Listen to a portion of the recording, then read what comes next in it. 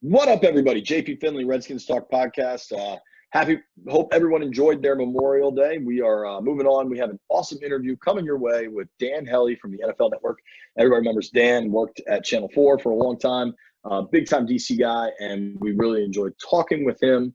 We're going to go right to Hellie, and then the three of us will kind of reconvene on the back end. We are brought to you, as always, by the good people, Oarsman Automotive of Virginia. For our YouTube crowd, you will see we actually did this interview, or Mitch and I did anyway, from Oarsman Chevy Buick GMC in Alexandria. They're open. They're safe. You can go there. You can hang out. You can loiter, basically, like Mitch and I did, where we didn't buy a car. We just recorded a bunch of podcast interviews. So here comes Hellie. We'll be back on the back end. Enjoy. It is a major honor to bring on Mr. Dan Hellie. Everybody in DC knows him. Everybody across the country knows him from his work with the NFL Network. But, you know, to us, he'll always be Channel 4, Dan Hellie, and one of the guys throwing haymakers at Bruce Allen during that infamous press conference, however many years ago that was. Hellie, what's up, dude? Thank you very much for taking some time with us. Well, I will say that a lot of people are going to be listening to this and probably not watching this, but you guys have never looked better fully masked, especially Mitch, because you can see just eyebrows and the Maryland flag mask that he's wearing right now. He looks absolutely phenomenal. JP, you always look great. Thank you, and we want to thank Oarsman Chevy Buick GMC in Alexandria for hosting us with our masks on with all these cars that are for sale or lease or whatever you want to get. Hellie, what's up with your new podcast, dude? It looks like you're making some big waves quickly. It's been fun. You know, it's been a project that I'd been thinking about for probably 4 or 5 years. And as you guys know, podcasts are a lot of work, but it's been fun. It's been really something that's giving me something to focus on during the quarantine and the lockdown. And I know things are slowly but surely starting to open back up, but you know, the off season is slow for me. I do UFC. I do some basketball stuff. I was going to do the draft on site in Vegas, and then poof, all that stuff went away.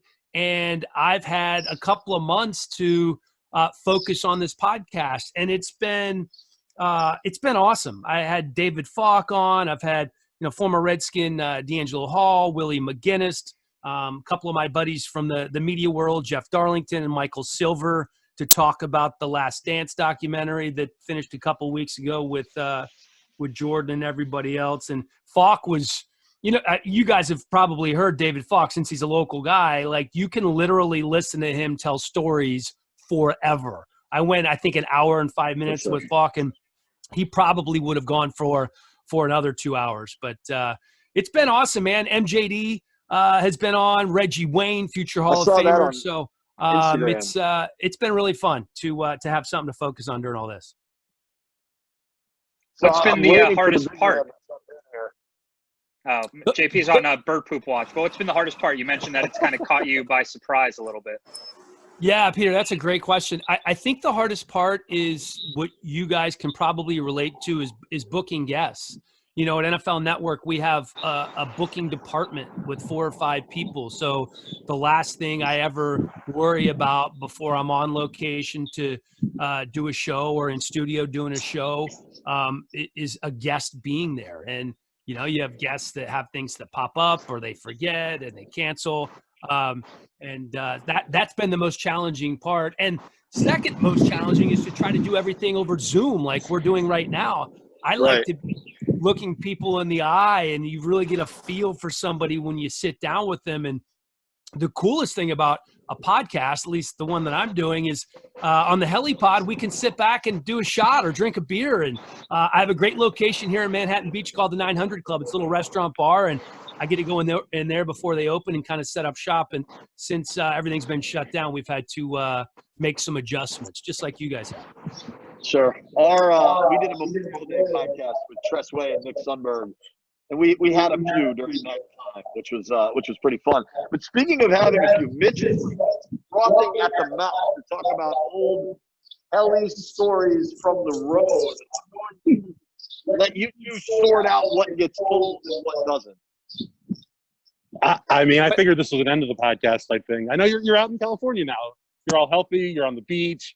Still doing car bombs or no? The Irish car bombs are something that I don't know that I've done since I did it with you, Mitch. I mean, you have the ability to ingest an Irish car bomb faster than any human being on the planet. I actually pride myself on being able to chug a beer pretty quickly. I was pretty good at that in college, and it's one of the few traits that at some point when my son's old enough, he'll probably thank me for. But nobody inhales an Irish car bomb like Mitch. Nobody. Ain't that the truth?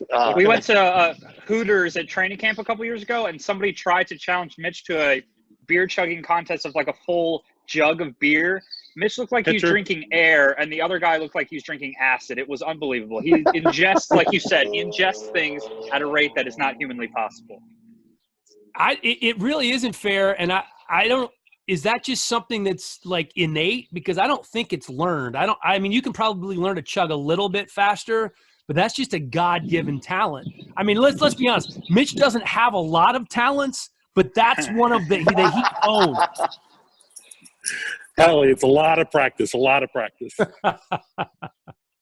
right, let's talk a little football. Yeah, let's talk some football. Dan, what do you think? And let's go all the way back to January. Everything that's happened for the Redskins. Bruce is out. Ron is in. You know, a decent amount of changes on the roster. Trent's gone. Dunbar, all these things. Where do you think the Redskins are kind of starting fresh going forward?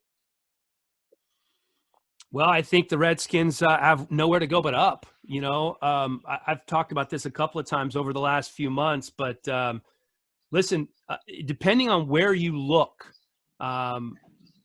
there are one, and the Jacksonville Jaguars would be the one. There's only one team that's expected to win fewer games than the Redskins this year. When you look at the win total, it's either 4.5, 5, or 5.5. The Redskins are expected to be one of the three worst teams in the NFL again. So I would guess that they would win more than 5 or 5.5 games. But it's going to be a long season. I like the hiring of Ron Rivera. I didn't feel like at the time it was that splash home run hire that Snyder has tried to go for in the past. It's kind of like a solid double. You know, you're in scoring position now, and he's preaching all of the right things. He's preaching character, family, responsibility, building for the long haul. And I hope that he's given the opportunity to do that. And I think the most important thing for the Redskins right now is having one voice. You need one voice, and there's not going to be that infighting that there was when Bruce was there. And I believe that the hiring of Ron Rivera is going to enable them to get better as an organization over the long haul. I don't know how quickly it's going to happen. I'm not completely sold on Haskins.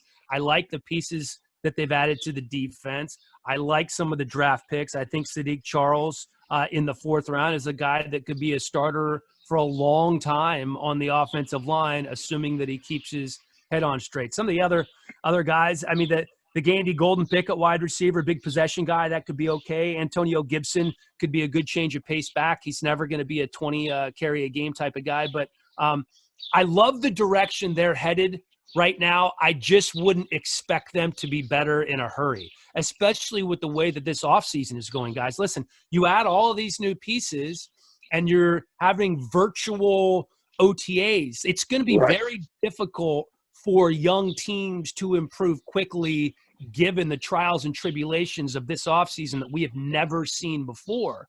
It's going to be hard enough for a team like Tampa Bay that added Tom Brady and Gronk, even though they're doing what looks like almost full workouts because Brady has everybody out there.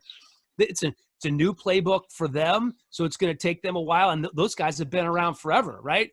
Let alone these young guys. Dwayne Haskins is learning an entirely new playbook. So the Redskins are not going to win 9 or 10 games this year. I mean, let's get real. No. You were here last time. You mentioned the offseason. Go ahead, Pete. Sorry, Mitch. I can't really tell when you're ready to talk. That mask takes up your entire face. You can go after here. Just to touch on Haskins, Dan, you mentioned the offseason and how that affects him. Is that mostly why you're not sold on him, or did you see some things last year that also make you kind of question what Dwayne can be as a quarterback? Well, I love the Redskins that they took the hometown kid in Chase Young.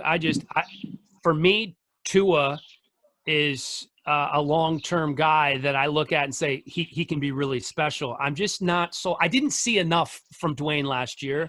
I also didn't love that, unlike other young quarterbacks, the Redskins weren't willing to throw him in the fray earlier. Maybe it's going to take him a little longer to digest things than some of these other young guys. I think he has the tools, but we've seen a lot of guys with the tools in Redskins uniforms that haven't been able to produce. Heath Schuler had the tools, right? I'm going way back and really aging myself there.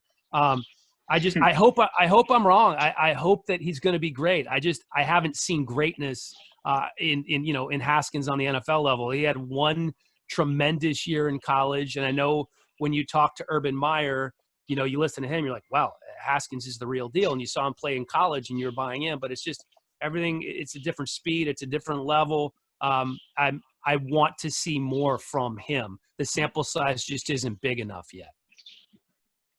We know about the question marks on offense. You talked about Chase Young. They have 4 first-round picks along the D-line. We haven't seen the Redskins invest like this in defense in decades, in a long time. I mean, can they be good enough to anchor this team, to buoy them to some extra wins? Well, I think they're going to be better. The defense was supposed to be the strength of the team last year, and it wasn't good enough. I do think Chase Young is going to be the best player on that defense from day one, and that's what he has to be. He has to be special.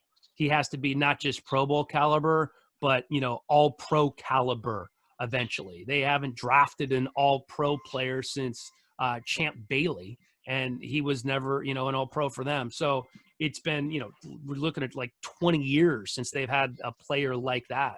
So he can't just be Ryan Kerrigan. He has to be, he has to be Von Miller. Like that's the type of guy that they need from him in terms of getting to the quarterback. So, I think they need to improve in the back end a little bit. It's a quarterback-driven league, guys. And until I hate to always break it down into its most simple form, but until they get Dwayne to a level that he can be, in the upper echelon, by that I just mean top half of NFL quarterbacks, it's going to be a tough road to hoe. But that being said, you get a healthy Darius Geis, you get that run game going, you get the defense that's a top 10 defense, hopefully, then, I think they can be significantly better than they were last year. So, Hellie, our Rob Carlin, our colleague. So Carlin texted us this within the last month. Non-specialist, so non-special teams specialist, who was the Redskins' last All-Pro player. This was a Carlin trivia nugget. None of us got right. I didn't get right. I know that. It's somebody you know very well. Last All-Pro player for the Redskins. Well, it was Champ Bailey that they drafted. You're talking first team All-Pro? Well, but Champ made it. Got it for the Redskins. Right. I'm sorry, with the say Redskins. that again, guys. Yeah, with the Redskins. So if it's not Champ now Bailey, that I'm thinking about how I phrased it, he kind of was a special teams player, but not a. I'm going to give it away now, but he wasn't a kicker or a punter. So Brian Mitchell. Yeah, dude, you're going back that far.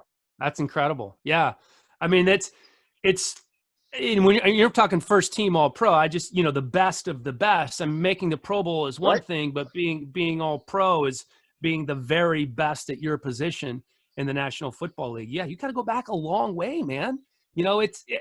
Listen, it has been. I was walking my dog this morning in Manhattan Beach, and I saw a guy decked out in Redskins gear. And I immediately stopped and had a conversation with him. And the talk went back to the glory years. The glory years are getting further and further behind us. For JP sure. is wearing your Caps jersey there, and Mitch wearing a Maryland hat. both of them have championships or titles, right? And we've been lucky enough. We suffered for so long, and then we had, the Terps win, and then the Caps win, and then the Nats win. Like, the pressure is on, Redskins. Like, it's time to get better. Interest is waning, as you guys have seen. For sure. And from a national perspective, I see here there's a little sports bar called Summers here in Manhattan Beach, a total hole in the wall. And when I'm not working on an occasional Sunday, I'll dip in there. And for the first 5 weeks of the season, you have 20 or 30 people in there. And then by, week 10, there's 2.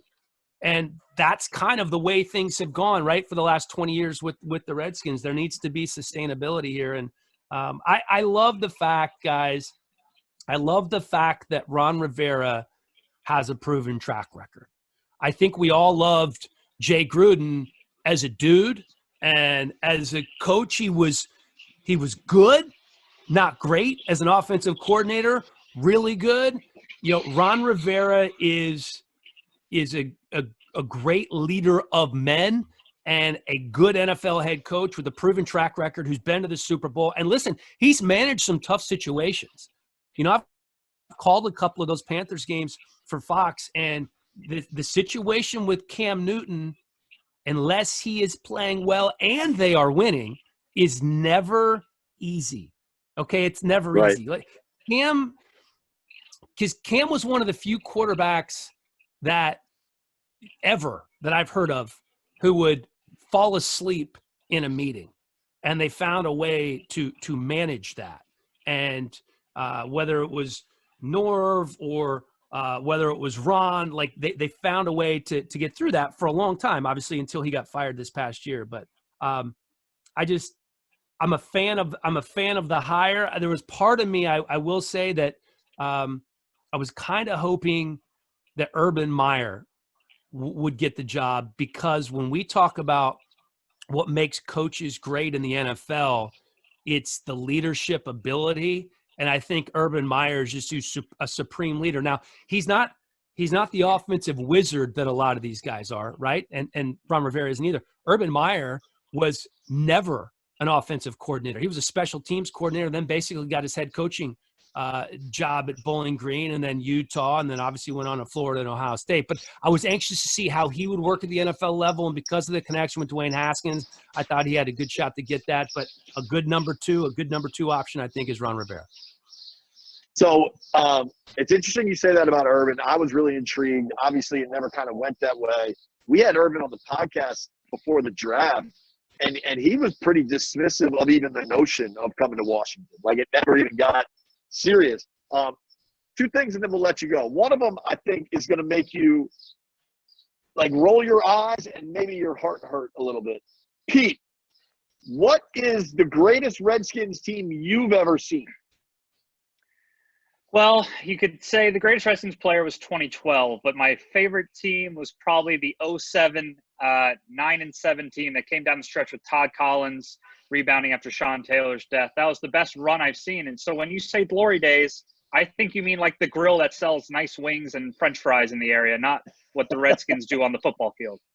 How awful is that, Hellie? And Pete is thousands of Redskins fans. If you're under 30 years old, dude, that's your life. I mean, I only got a snippet. I got to see the 91 Super Bowl and remember it, and it's important to me. But for probably hundreds of thousands of Redskins fans, that's their reality. Mark Brunell. That's pretty incredible. And I'm actually is the best quarterback she's seen.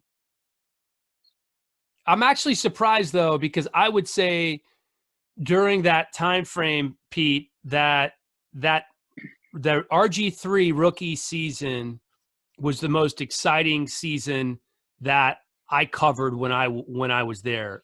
I mean, he was – listen, Fred Davis called him Black Jesus.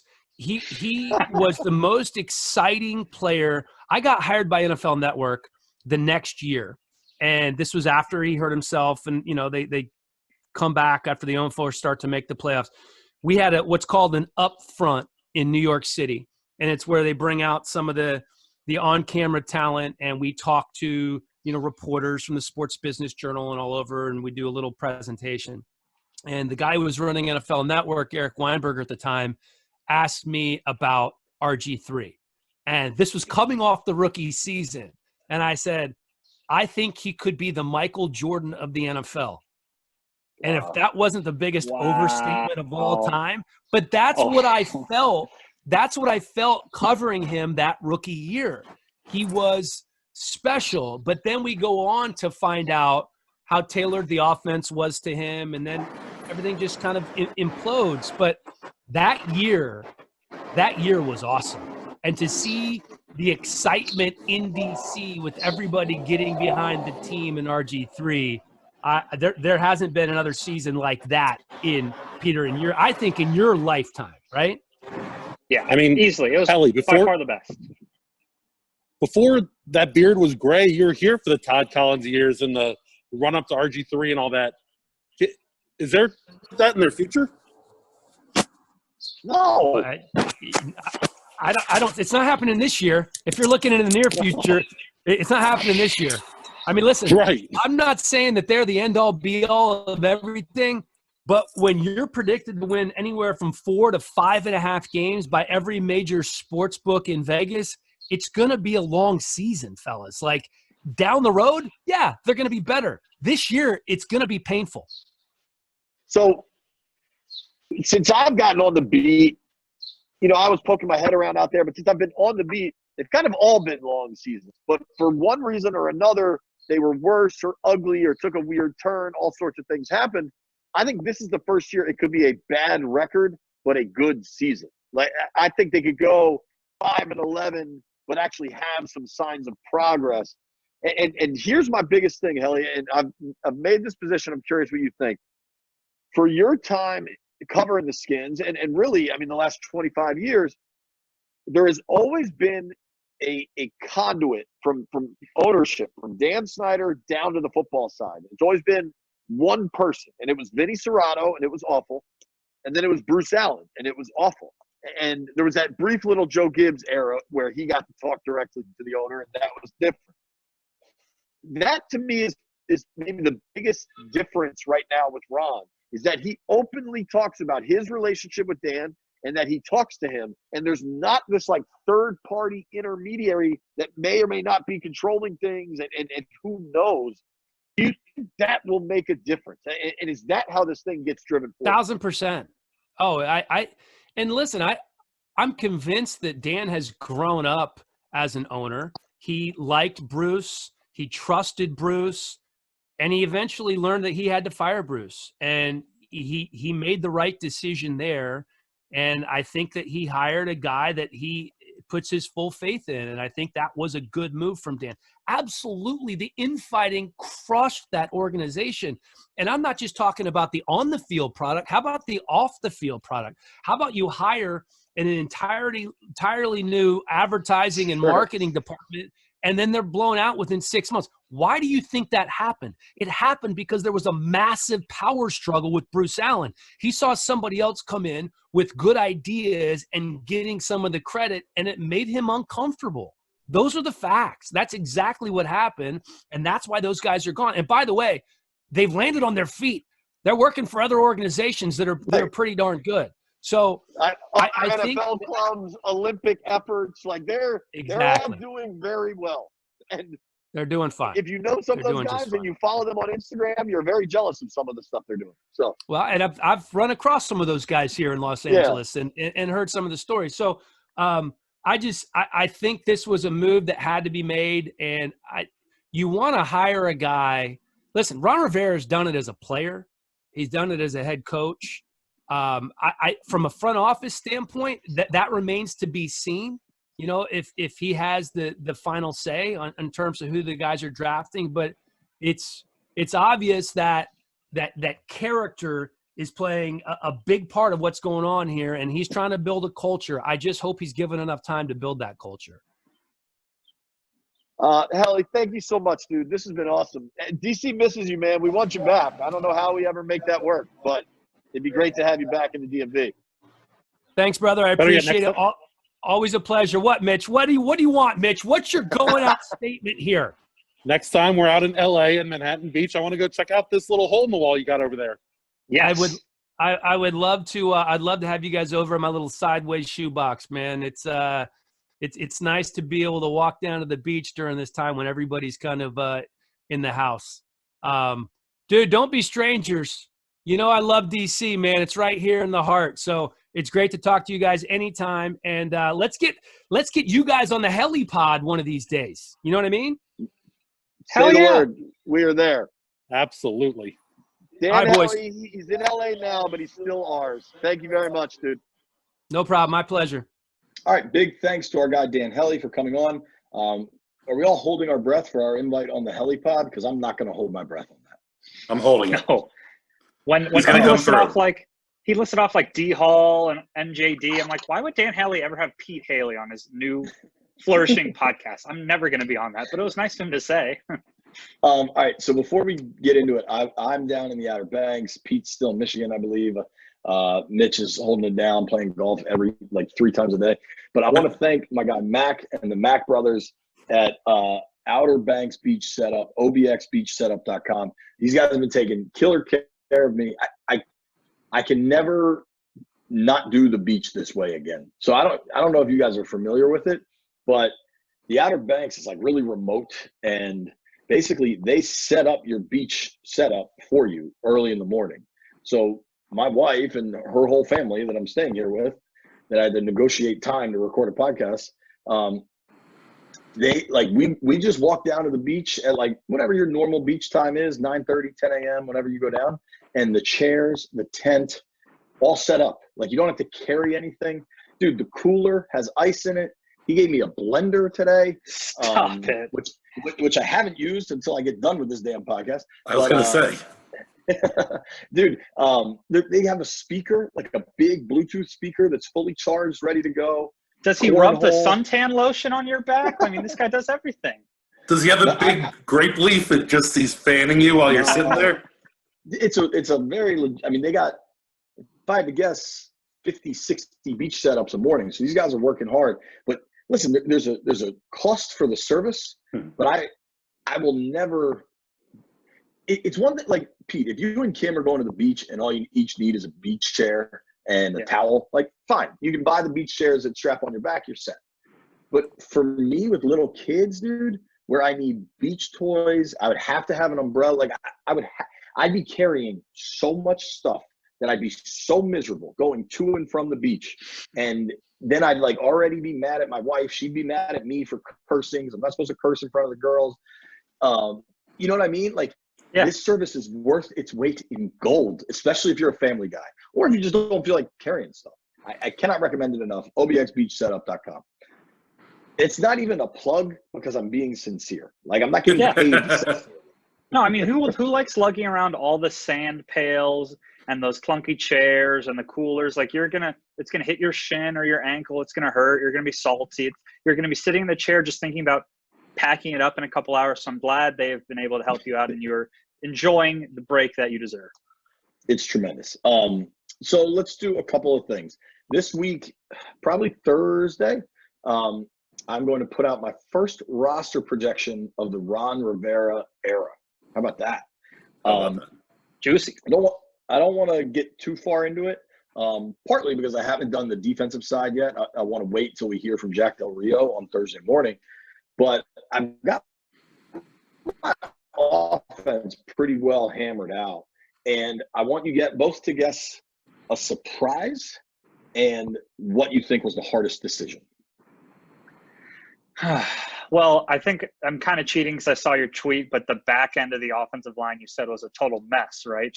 And when it comes to hardest decision, maybe those aren't the most impactful, but just figuring out who survives those guard center combos and who makes it through preseason and makes it onto the roster seems like it's going to be a very interesting and confusing situation, right? Yeah, because receivers really hard too, but like we know 4 of them for sure, right? And they're probably only going to keep 6. Like O-line, we know 5, maybe even 6 of them for sure, but they're going to keep 9. And then you got to wonder about positional versatility. You got to wonder what's up with Jaron Christian. Like, I mean, he's a previous regime guy that didn't really seem to develop. So there's a lot of things to wonder on the O-line. I think running back, there's a lot to – I'm curious to see what you're going to do at running back because that's a zoo also. I think it's easy, dude. I think it's easy. I think we, the media, not necessarily me, but I think we, the media, are making running back look way harder than it actually is. You think they keep 4? I think they keep 4, and I think you know who the 4 are. I think if you're keeping 4, then yes, you know who the 4 are. I think that's – Who's your 4, Mitchell? AP, Geis, McKissick, and Gibson. That's my 4. Well, I gave that one away. If you listen to Scott Turner today, and I got a blog coming out on it, so read the blog too on NBCSportsWashington.com. Peterson is so lock, stock, barrel on this team. And it was already obvious when they picked up the team option in March and basically guaranteed him $3 million. But like everybody got up in arms when they drafted Antonio Gibson. And the other thing that was interesting was Turner brought up the 80% of Gibson's plays at Memphis were at wideout. So AP is safe. I don't want to make light. Go ahead. Turner talked a lot about how much he wants to keep people off on their toes or whatever with what he wants to do on offense, and you need guys like Steven Sims and Gibson and McKissick who can do that. Okay, you each want to take a guess. So I'm only through the offensive side of the football. Do you guys want to guess at my biggest surprise? I'm gonna say that you say Jaron Christian doesn't make the team. No, it's not my biggest surprise though. I mean, I don't think he makes it. I may or may not say that, but I don't think that's my biggest surprise. Okay. Is it going to have to do with the wide receiver position? It is. I'm assuming that means that you're going to be Cam Sims? Nope. What? All right, you're going to have to read it. Nate Katzer, God bless him, had an incredible press conference yesterday. We were It was a long one, but he gave a big old hint in his presser. And Pete, if it comes to you now, you don't get to say it. So yep, you missed your it's chance. come to me, and I missed my chance. But read JP's story because it was a tasty nugget from Nate Katzer. Well, and don't you think after hearing that and then kind of looking at I don't know if you deep dive on the roster stuff yet, but I think there's a real opportunity. So that's the best tease I can give for my roster. There's going to be a Steven. You're guessing there's a Steven Sims of this season. There's been one of the last 2 seasons. Cam Sims was Steven Sims before Steven Sims was Steven Sims. There you They're go. all named Sims. A lot of Simses. Not this one though. Not this one. Not this one. Peter, there was something you wanted to mention about Twitter. Yeah. Just before we hopped on this podcast, I was on Dwayne Haskins' Instagram story, and I saw that he was throwing to a short, speedy receiver, a guy who runs routes like no other guy. He was throwing to Antonio Brown. So it looks like Dwayne's been working all offseason with McLaurin, Sims, Harmon, but today he teamed up with Brown, and Stephon Diggs was there, and Chad Ochocinco was there, but I tweeted out some clips. There's no defense. There's no pass rush. There's no anything, but Dwayne is just launching bombs. Phil Mickelson bombs to Antonio Brown, and Redskins fans are all up in arms saying, tagging Ron Rivera and Jack Del Rio, saying to sign AB. So go watch those on Twitter, get all fired up, and maybe even tweet at them and just let your imagination run wild because it's kind of juicy, even though it's not that juicy at all. All right. How long until our bosses ask us to write, should the Redskins sign Antonio Brown? When we were waiting, have they not emailed me because I'm at the Outer Banks? When we were waiting for you, JP, to get this thing started, I told Pete that that's definitely the next thing coming. But of course, Pete's going to get super excited about watching wide receiver, quarterback, no defense, running routes on an empty field. I'm all right with it. It's May. Enjoy it, dude. But yes, JP, you're right. We're definitely going to blog on the videos. We're going to blog on why they should or shouldn't. We're going to blog on how Antonio Brown may impact this or that. It's going to be like 9 blogs coming. I can't wait. Didn't Dwayne throw with Antonio Brown last year? I'm surprised you haven't. Yeah, he has before already. Yeah. I'm surprised. And he knows Diggs. Right. I'm surprised you haven't blogged just the videos already. Well, I got them right as the pod was commencing, so maybe if no one's claimed them by the time it wraps up, I'll get my computer out, my typewriter out, and pen another long story on internet videos. You use a typewriter to blog? No, it's just a joke about how dumb some of the stories are. We right. We got computer, typewriter, and pen all in one sentence. Pete is perpetually trying to bother people on the podcast. That's about the list, right? I mean, we had the long Hellie interview that kind of touched on everything. I thought Turner talking about Dwayne was really interesting. My take on what the organization is doing, they were never going to draft a quarterback. This is Dwayne's big year. They're going to publicly embrace him, challenge him, coach him, push him. And if they don't think it's right, they're going to move on by 2021. But this is his year, his opportunity. And it sounds like from what we're hearing on and off record, Dwayne is doing everything right. And then we watch him throw balls, and clearly he's lost weight, gotten bigger, stronger. He's doing everything right. I think you wrote this maybe last month even, Pete. Like, it's okay to be excited about Dwayne Haskins. He could be really good. Yeah, it's hard too because it's a Redskins quarterback, and because every conversation for months was, the past coaching staff doesn't want him, and they're going to draft Tua or maybe sign Cam. So all the focus was away from him. But now that it's his team, it's okay to imagine what a first-round pick with a lot of talent and who grew last year in a terrible situation can do when he's being supported. I'm glad that Dwayne's accepting the challenge because I was worried maybe he wouldn't. Maybe some of this stuff would rub him the wrong way. We don't know. But he's reacted perfectly, and I'm really dying to see what he can do in 2020. I think it's a lot of fun talking about all this stuff because there's not a whole lot else going on. I can't wait to see him on a field in a training camps type situation, playing real football and seeing where things stand. All right, we're going to end it here. So I want to thank the good folks, Oarsman Automotive of Virginia. We ride with them. Want you to do the same thing. I didn't want to start with this, but it needs to be read. This is a goofy podcast where we just try to have a lot of fun, but sometimes it actually makes a real impact. So bear with me here, boys. This is from Richard Meza.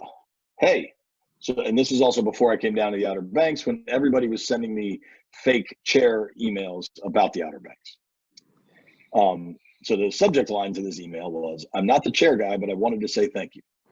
Hey, so clearly I'm not the chair guy, but I wanted to reach out to you as well as Mitch and Pete, and thank you guys for still putting on the podcast during these troubling times. I know it means a lot to me, as I am sure it means a lot to other fans as well. I actually became a fan of the pod in college when I began to train to join the Army through ROTC. I needed something to listen to when I was working out 2 to 3 times a day and began researching what pods would be the best. I came across yours and never looked back. I listened to every pod you put out, and it made working out all that easier. In 2018, when I was diagnosed with colon cancer and was removed from the ROTC program for medical disability, it was the hardest time of my life. Being able to listen to the pod on the way to the oncologist, or even while in the waiting room, was calming. It was a normalcy in the least normal time for me. I got the joy of a pod party last summer, the day after my 21st birthday, and drove over to Dudley's and got to meet you all. I can honestly say it was one of the best nights of my life. Pete actually bought me my first ever vodka Sprite. Up until this point, I had never really strayed much from cheap beer and vodka shots. And now vodka Sprite is my go-to drink. I had my first ever rye whiskey shot with Mitch that I still am unsure how I didn't throw it back up. I can safely say that it will be my first and last ever rye alcohol shot. Now I've graduated college, December 2019. It was you guys that I listened to regularly while driving to my first real job. Sadly, with everything that is happening, I was let go in April. And it once again is the pod that makes me feel the most normal in these uncertain and unhappy times.